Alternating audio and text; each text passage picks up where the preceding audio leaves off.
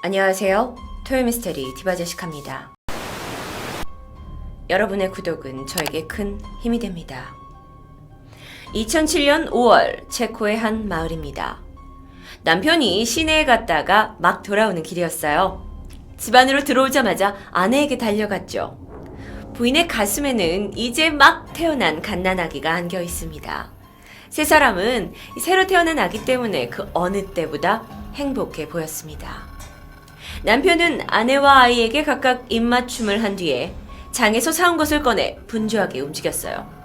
특히나 아내의 육아를 돕기 위해 베이비 모니터를 사왔는데요.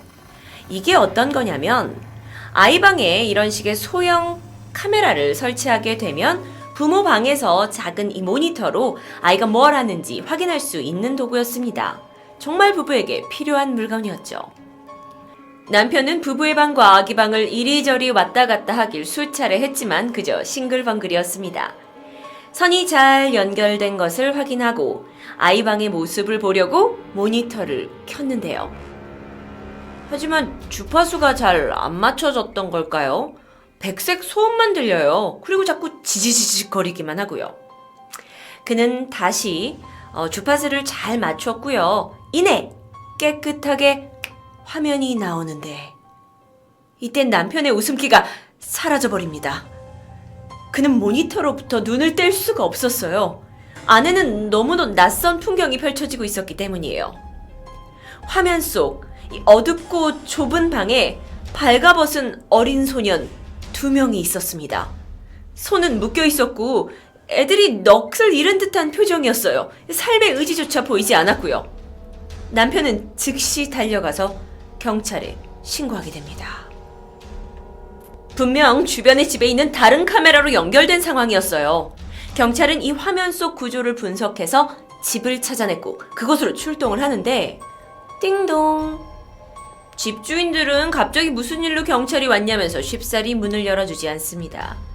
하지만 아동학대가 명백히 의심되는 상황에서 경찰이 그냥 돌아갈 리 없었죠. 결국 몇 번의 경고 후에 문을 부수고 내부로 들어갔는데요. 안은 정상적인 사람들이 살 것 같지 않아 보였습니다. 여기저기 막 잡동사니가 굴러다녔고 쾌쾌한 냄새, 역한 오물 냄새도 섞여 있었어요. 경찰이 안으로 들어오게 되자 이때 등장한 한 소녀, 13살 정도로 보입니다. 그녀의 이름은 애나인데요. 막 살려달라면서 울며 애원합니다. 경찰이 직감했죠. 분명 이 집에는 무슨 끔찍한 일이 벌어지고 있는 것 같다고요. 결국 집안 곳곳을 수색하게 되었고 특히나 지하에서 갇혀있는 2명의 아이를 발견합니다. 10살의 야쿠 그리고 8살의 온드레였어요. 상태가 너무 안 좋았던 이 2 남자아이는 일단 병원으로 이송이 되었고요. 13살 애나는 그나마 다른 위탁가정에 맡겨지면서 이 사건은 아동학대는 일단락되는 듯 했습니다. 그런데 며칠 후 애나가 돌연 사라져버립니다. 어쩌면 아이가 이 학대받은 부모에 대해서 증언하길 두려워했을 수도 있고 트라우마에 시달려서 도망친 걸 수도 있어요. 하지만 결론적으로 얼마 후 애나는 학대받던 아이들의 엄마 클라라와 이모 카트리나와 함께 수갑이 채워지고 재판에 오르게 됩니다. 아이들의 친엄마와 이모 그리고 이 앳된 외모의 13살 애나는 도대체 무슨 짓을 저지른 걸까요? 애나. 이건 그녀의 진짜 이름이 아닙니다. 본명은 바보라 크루로바. 그녀의 외모는 13살처럼 보이지만 사실 32살의 여성이라는 게 밝혀집니다. 그리고 야쿠과 온드레가 당한 학대는 모두 그녀의 지시로부터 나온 사실이 밝혀졌죠. 1975년에 태어난 바보라는 마약 중독자였던 부모님 아래에서 자라며 제대로 사랑받지 못했고 정규교육도 받지 못합니다. 하지만 어려서부터 아주 똑똑했다고 하는데 그에 비해 성실히 일을 해서 돈을 벌려고 하진 않았고 그저 또래보다 어려 보이는 외모로 길거리에서 구걸을 하거나 학대받은 소녀를 연기하면서 사람들로부터 도움을 받으며 의식주를 해결했습니다. 그러던 어느 날이었어요. 보호시설을 전전긍긍하던 바보라가 나이 차이가 많은 남편과 결혼을 해서 두 아이를 두고 있는 클라라를 만나게 됩니다. 클라라는 정상적인 것처럼 보이긴 했지만 사실 정신분열증에 시달리고 있었고요. 불행한 결혼 생활에 지쳐 있었습니다. 바보라는 그녀와 가까워졌어요. 자신이 어린아이인 것처럼 연기하고 순진무구하게 행동했지만 한편으로 유창한 말솜씨를 가지고 있었기에 클라라의 이혼을 독촉합니다. 그리고 나서 이혼이 하게 됐는데 클라라는 바보라까지 돌보기로 결심하게 돼요. 그러니까 실제로 32살인 바보라를 13살로 알고는 그녀를 돌보겠다고 했지만 사실은 바보라의 지배하에 들어간 거였죠. 클라라에게는요, 여동생이 한 명 있었습니다. 그런데 그 여동생 또한 아주 오랜 기간 동안 정신분열증을 앓고 있었어요. 여러분 이 사진을 보시면 지금 이 빨간색 체크 옷을 입고 있는 사람이 바보라고 옆에 있는 사람이 클라라인데요.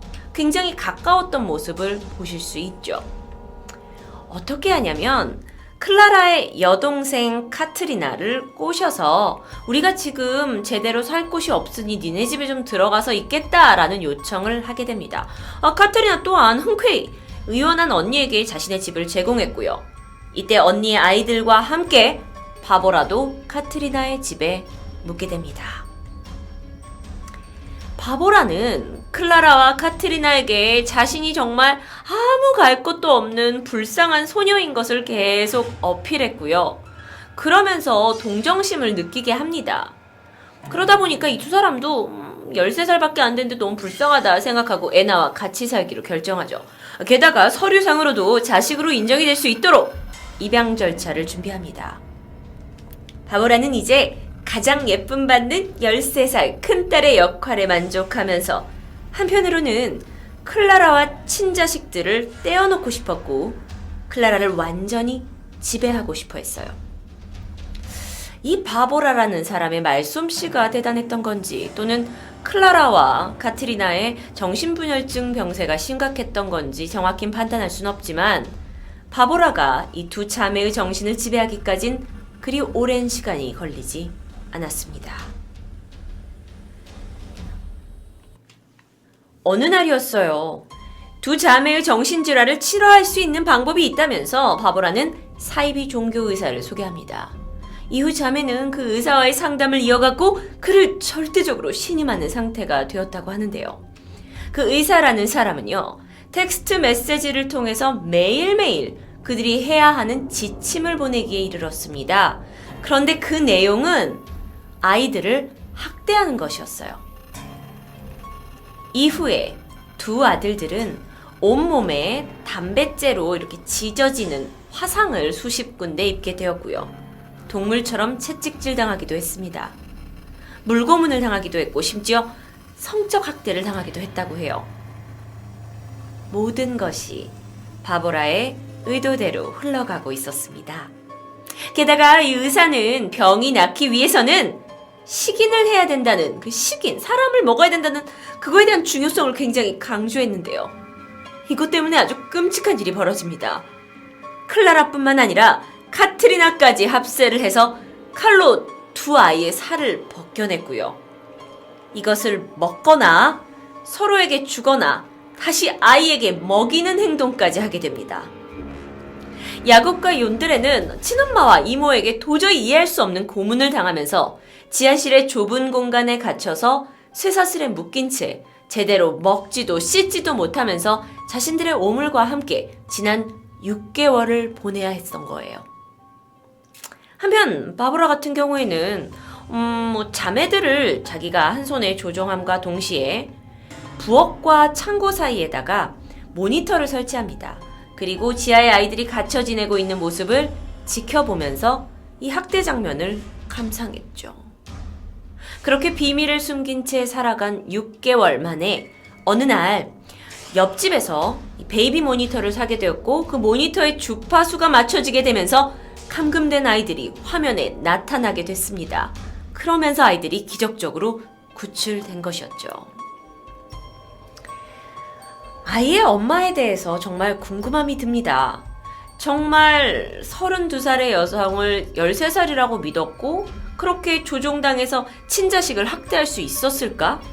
정신분열증이었기에?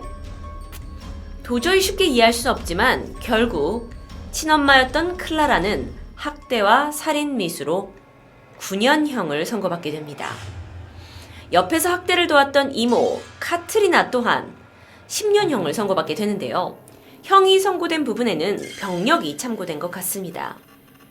그런데 이 모든 것을 주도했던 바보라는 5년형을 받게 돼요. 사기죄? 학대 방조죄 정도? 병이 나으려면 살을 먹어야 한다면서 아이들에 대한 실제 학대와 식인을 지도했던 그 사이비 지도자 닥터를 만약에 찾아냈다면 바보라와의 연결고리를 이제 알아내서 형이 더 늘어날 수도 있었겠지만 어쩐 일인지 그 의사는 종적을 감춘 채 검거에 실패하게 되었다고 합니다. 지금은요, 2019년이죠. 두 아이에게 모진 학대를 했던 이 엄마와 이모 두 사람 다 모두 석방되었고요. 이름을 바꾼 채 지금까지도 체코 어디에선가 삶을 이어오고 있습니다. 물론 바보라도 5년형밖에 받지 않았기 때문에 지금 어디에선가 잘 살고 있었겠죠. 이 사건은 2007년 발생 당시 사회적으로 큰 관심과 함께 비난을 받았고요. 한편으로는 영화 오펀과 내용이 유사해서 전 세계적으로 관심을 끌기도 했습니다.